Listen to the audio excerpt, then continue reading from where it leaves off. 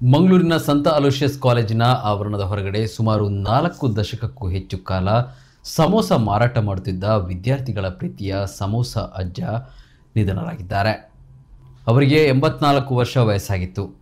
ಜೀವನೋಪಾಯಕ್ಕಾಗಿ ಉತ್ತರ ಕರ್ನಾಟಕದಿಂದ ಬಂದು ಮಂಗಳೂರಿನಲ್ಲಿ ಸಮೋಸ ಮಾರುತ್ತಾ ಜೀವನ ಕಟ್ಟಿಕೊಂಡಿದ್ದ ಮಧುಕೇಶ್ವರ ಮುಡೆಯಪ್ಪ ಮಾಳಗಿ ಇಂದು ವಿಧಿವಶರಾಗಿದ್ದಾರೆ.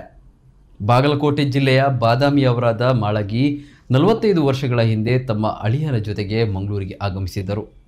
ಸ್ಥಳೀಯ ವಿದ್ಯಾರ್ಥಿಗಳಿಗೆ ಸಮೋಸ ಮಾರುವ ಮೂಲಕ ಸಣ್ಣ ಉದ್ಯಮವನ್ನು ಆರಂಭಿಸಿದ್ದರು.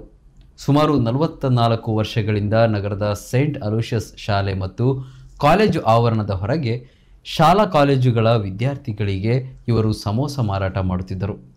ಹಾಗಾಗಿ ವಿದ್ಯಾರ್ಥಿಗಳು ಇವರನ್ನು ಸಮೋಸ ಅಜ್ಜ ಎಂದೇ ಕರೆಯುತ್ತಿದ್ದರು. ಸೇಂಟ್ ಅಲೋಷಿಯಸ್ ಕಾಲೇಜು ವಿದ್ಯಾರ್ಥಿಗಳು ವಿಶೇಷವಾಗಿ ಊಟದ ಸಮಯದಲ್ಲಿ ಅವರ ಸುತ್ತಲೂ ಗುಂಪುಗೂಡುತ್ತಿದ್ದರು. ಶಾಲೆಯ ಆಡಳಿತ ಮಂಡಳಿಯು ಇವರನ್ನು ಸನ್ಮಾನಿಸಿತ್ತು. ಅವರ ಶಿಸ್ತಿನ ಬದುಕು, ವ್ಯಾಪಾರದ ಮೇಲಿನ ಪ್ರೀತಿಯನ್ನು ಮಂಗಳೂರಿನ ಜನತೆ ನೆನಪಿಸಿಕೊಳ್ಳುತ್ತಾರೆ. ಸಮೋಸ ಮಾರಾಟದಲ್ಲಿ ಯಶಸ್ಸು ಗಳಿಸಿದರು. ಮಕ್ಕಳು ಬೆಳೆದು ದೊಡ್ಡವರಾದರೂ ತಮ್ಮ ವೃತ್ತಿಯನ್ನು ತಾವೇ ಮುನ್ನಡೆಸುತ್ತಿದ್ದರು. ಬರುವ ಗ್ರಾಹಕರನ್ನು ಪ್ರೀತಿಯಿಂದ ಮಾತನಾಡಿಸುತ್ತಿದ್ದರಿಂದ ಸಮೋಸ ತಿನ್ನಲು ಜನರು ಹುಡುಕಿಕೊಂಡು ಬರುತ್ತಿದ್ದರು. ಅಣ್ಣಾ ಹಜಾರೆಯವರನ್ನು ಇವರು ಹೋಲುತ್ತಿರುವುದರಿಂದ ವಿದ್ಯಾರ್ಥಿಗಳು ಇವರನ್ನು ಅಣ್ಣ ಅಜ್ಜ ಎಂದು ಕರೆಯುತ್ತಿದ್ದರು. ಇವರು ಹಾಕುವ ಗಾಂಧಿ ಟೋಪಿ, ಕನ್ನಡಕ, ಬಿಳಿ ಜುಬ್ಬ ಮತ್ತು ಹಾಸ್ಯ ಮನೋಭಾವದಿಂದ ಜನಪ್ರಿಯತೆಯನ್ನು ಪಡೆದಿದ್ದರು.